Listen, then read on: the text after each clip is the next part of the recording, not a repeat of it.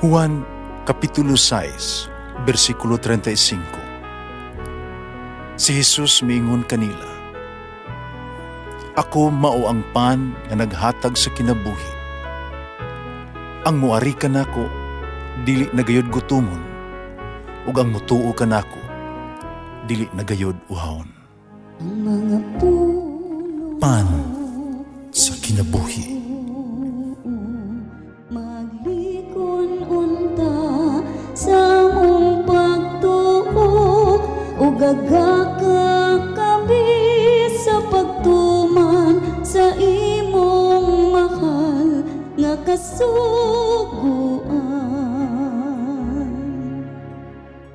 Ang ginumanaan ninyo, Santo sa Ebanghelyo sumala ni San Marcos.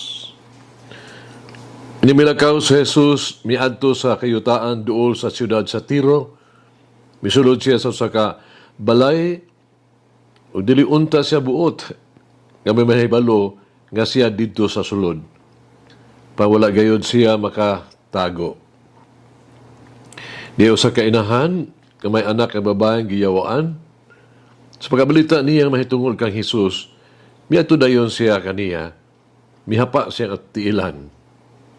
Ang maong babae usa ka langyaw nga didto mataw sa Phoenicia sa Syria. Yang gihangyo si Jesus sa paghingilin sa yawa gikan sa iyang anak. Apan si Jesus mitubag, kinahanglan unahon ko pagpakaon ang mga anak. Dili maayo nga kuhaon ang pagkaon sa mga anak, ipakaon sa mga iro. Mitubag ang babae, apan sir, bisan gani ang mga iro diha sa ilalom sa lamisa, magkakaon man sa mumho sa kabataan. Umingon si Jesus kaniya, tungod sa imuhang gisulti, magapauli ka na. Ang yawa migula nagikan sa imong anak. Basta pauli ang babae sa ila o iyang hikaplagan ang iyang anak nga naghigda, wala na diha kaniya ang yawa. Ang Ebanghelyo sa Ginoo. Pasalamati ang Ginoo kay siya maayo, ang iyang gugma mulungtad hangtod sa kahangturan. Pasalamati ang Diyos sa tanang mga Diyos, ang iyang gugma malungtaron. Pasalamati ang Ginoo sa mga Ginoo, ang iyang gugma malungtaron.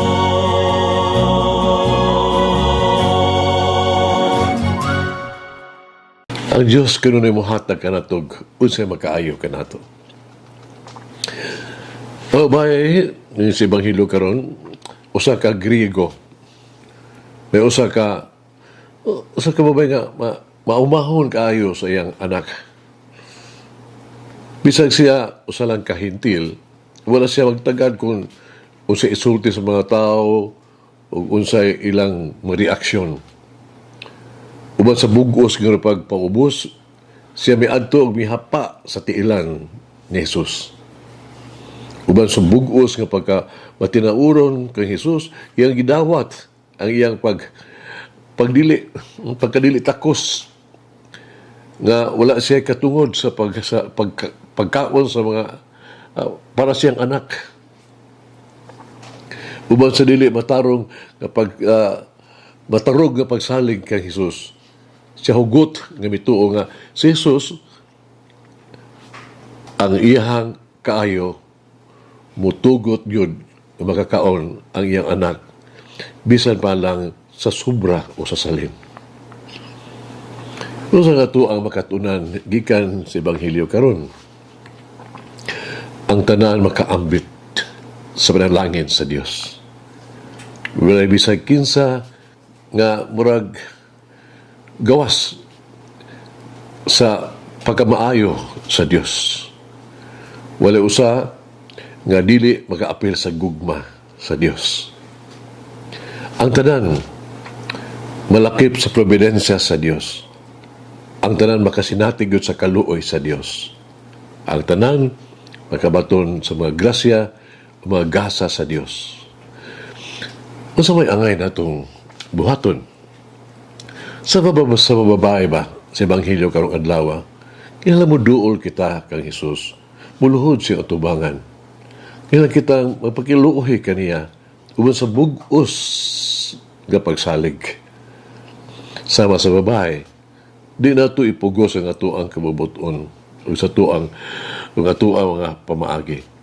Di na ito pangayuon ang atuang makatungod o unsa ang atong mahimo alang kaniya. Di na ito ipugos ang atuang posisyon o otoridad.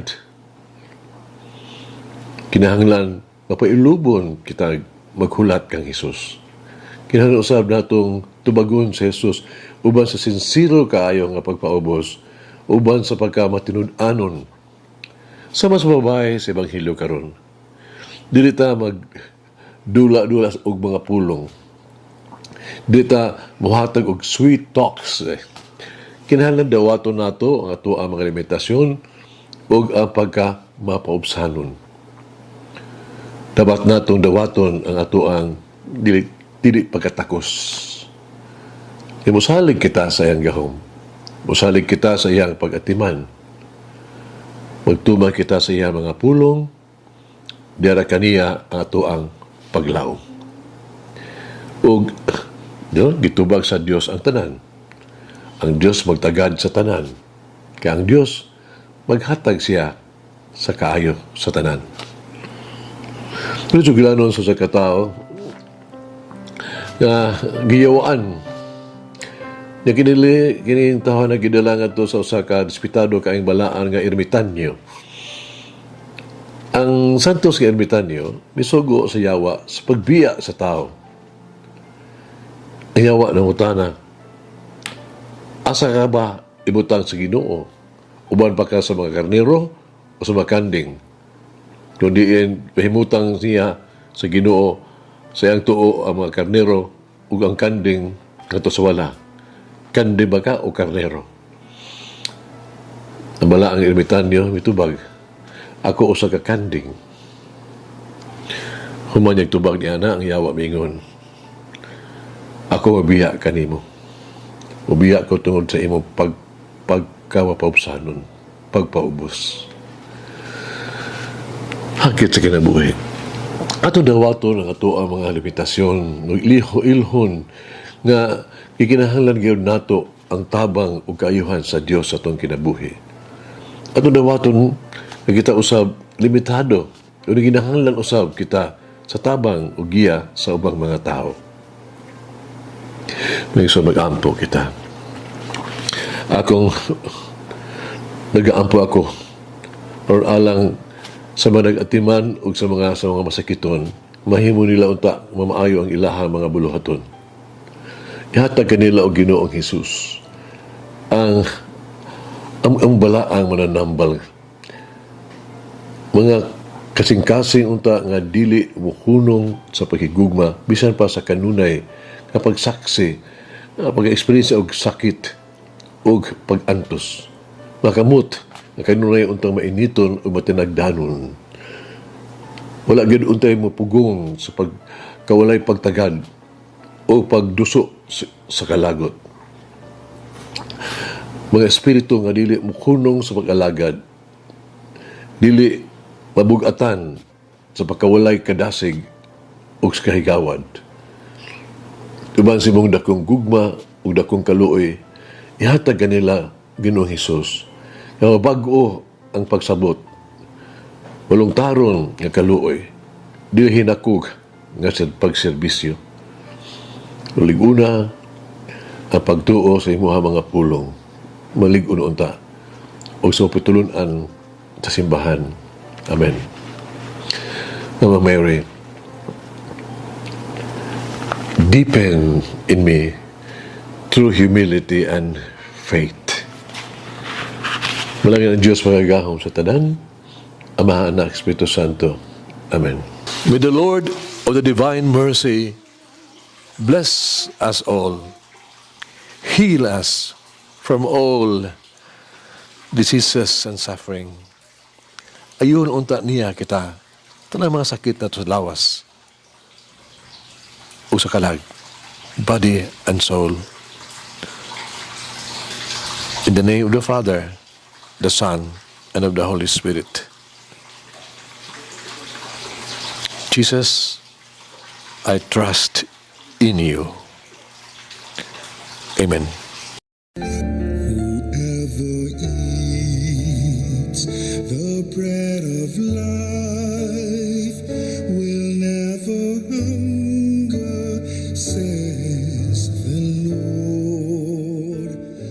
Kay galaan inyong nabati ang pagpaambit ug hamubong pamalandong sa pulong sa Dios pinaagi sa tulumanon pan sa kinabuhi nga gidumala ni Monsignor Daddy Silva. Hangtod na usab sa sunod higayon, daghang salamat. The bread of life.